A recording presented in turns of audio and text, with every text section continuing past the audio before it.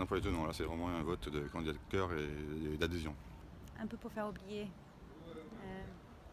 l'absence d'il y a 5 ans. Donc je suis un peu surprise d'ailleurs qu'il n'y ait pas beaucoup de monde. Un vote de conviction pour prolonger le vote de la présidentielle. Pour être honnête, je n'avais aucune idée des candidats qui se présentaient. Donc j'ai voté par rapport au parti. J'ai voté pour un parti plus que pour un candidat. Par conviction, je trouve que c'est très important de voter aux législatives. Je suis aussi citoyenne américaine et je sais combien il est très important l'abstention. Pour moi, c'est pas une possibilité. Un peu des deux. Je dois dire que aux dernières élections, c'est la seule fois où j'ai pas voté. Le résultat était un peu dramatique. C'est pas le même genre de vote qu'après les présidentielles où quand même l'ambiance était incroyablement négative.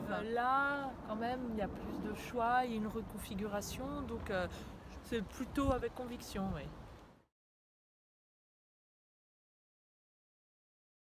Non, ça va, on fait avec. Pourquoi pas, quand c'est nécessaire, il faut venir. Alors je sais pas, j'avoue, je ne me suis même pas posé la question. Voilà. Je comprends, je sais que c'est pas très pratique, mais les volontaires sont formidables ici. Et avec tous les problèmes de sécurité en ligne, je comprends si c'est pas possible.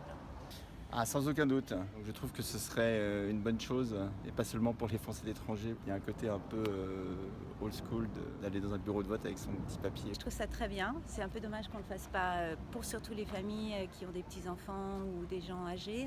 Et je pense qu'on devrait vraiment essayer de le remettre en place.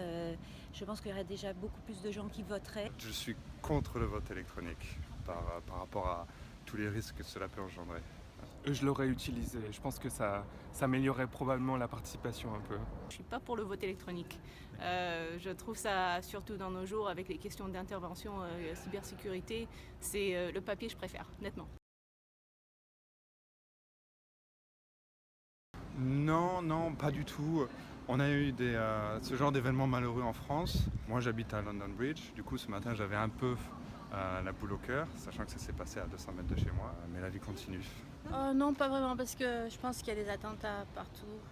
Ce qui change plus ma vue en Angleterre, c'est ce qui s'est passé par rapport au Brexit.